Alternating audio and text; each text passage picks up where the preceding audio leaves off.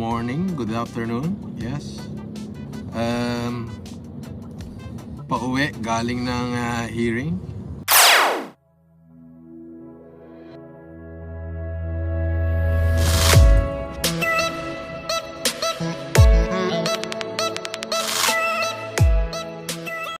Yes, kalalabas ko lang galing ng hearing at masasabi ko lang, those sleepless night is alam niyo ba na may mga rami ako mga sleepless night, but it's all paid off. My goodness, talagang alam nyo, ang tao kapag minahal ng Diyos yan, mahal ng Diyos yan. Hindi pababayaan ng Diyos yung kanyang mga anak. Oo, naniniwala ako doon. Ba? Ay, ewan ko. Akala ko may pasabog kasi dalawa-dawa witness eh. Akala ko may matinding pasabog eh. Utot pala yung sumabog.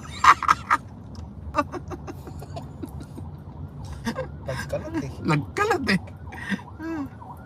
Pambira oh, may death threat pa naman ako. Sabi, nalusutan mo kami, Norban. Ayan o. Ayan, tignan nyo naman. Ayan ang sinasabi. Ayan o. Ayan ay threat yan eh. Hindi na to biro eh. Nalusutan mo kami. Sa August 19, wala ka ng ligtas. Paakyat ka pa lang ng hagdan ng City Hall. Babariling ko na ulo mo. Pasalamat ka, maaga natapos hearing mo.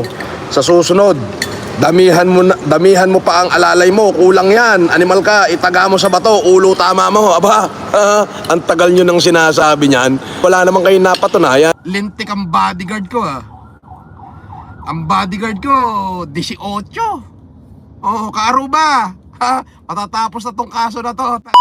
Kayo naman ay pakukulong ko. Putangina nyo. Yung mga witness na pinagsasabi nyo, ayun, nagkalat.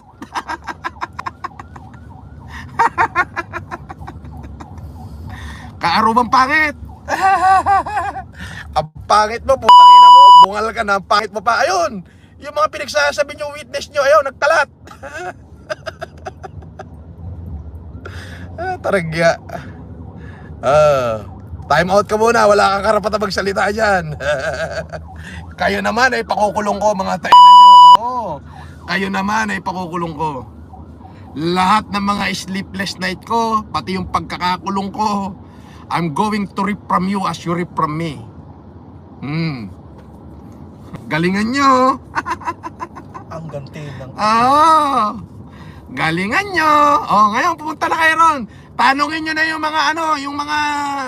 yung mga connection nyo kung ano nangyari sa hearing ko ngayon. Tanungin nyo na.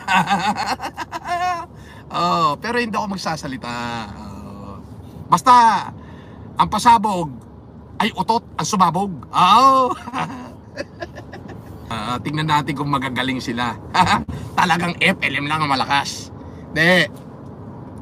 At the end of the day kasi, hindi mo pwedeng paglaruan yung isang matalinong huwes. Kapag ang huwes, ang judge ay matalino, hindi mo pwedeng paglaruan yan. Kapag ang judge ay may bayag, hindi mo pwedeng bula-bulahin yan. Susultaking ka yan.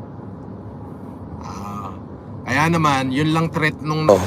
Ay, babarlin daw ho ako. Ang masaklap pa ho nito, pati pangalan naman nung aking judge, dinadawit nyo pa. Wala kayo talagang magawang matino, ano? Pati pangalan ng judge nilagay nila, pati oras at hearing. Kaya naman ang dami nating bodyguard. Sobrang dami kong bodyguard kanina, as in 18. Yes, tapos 4 na convoy. So hindi nila alam kung nasaan ako. I have to take precaution on that.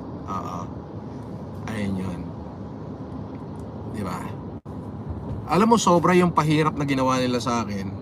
Pinagkasala nila ako sa isang kasalanan hindi ko nga alam eh. Ngayon ko nga lang nakita yung mga itsura ng mga lintik na yun sa personal yun, di ba? But you know, alam ko naman na, alam mo yun, pinipilit nila akong ikulong, hindi ko nalalaman, kaya nahihirapan sila. Yun lang masasabi ko, nahihirapan sila. at hindi nila kayang gawin yan.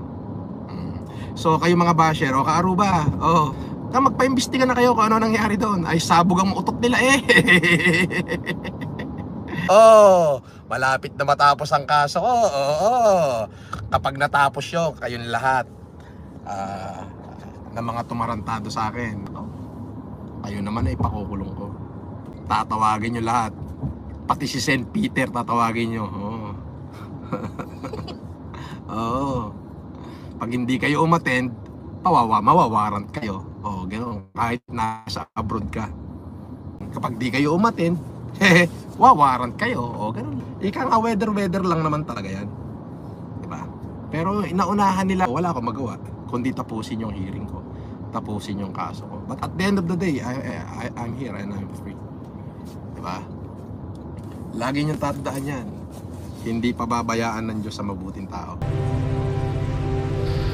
Tama ang sinabi ng ating pandemic hero, Idol Francis Leo Marcos. Hindi pinabayaan ng Diyos ang mga anak niyang gumagawa ng mabuti. At mayroon din tayong mga kasabihan, kapag buhay ang inutan, buhay din ang kabayaran. Kung sa patalim ka mabubuhay, sa patalim ka rin mamamatay. Kaya Sa araw na to, isa itong tagumpay ng ating pandemic hero.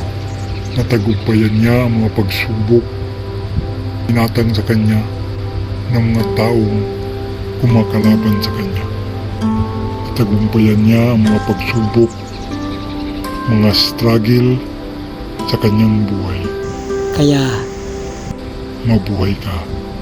Tuloy ang laban, tuloy ang buhay, tuloy ang pagtulong sa ating mga kababayang higit na nangangailangan. Kaya dito kami nagmamahal sa iyo, sumusuporta sa iyo, ang laging sinisigaw, FLM lang ang malakas. Maraming salamat po. mabuhay ka.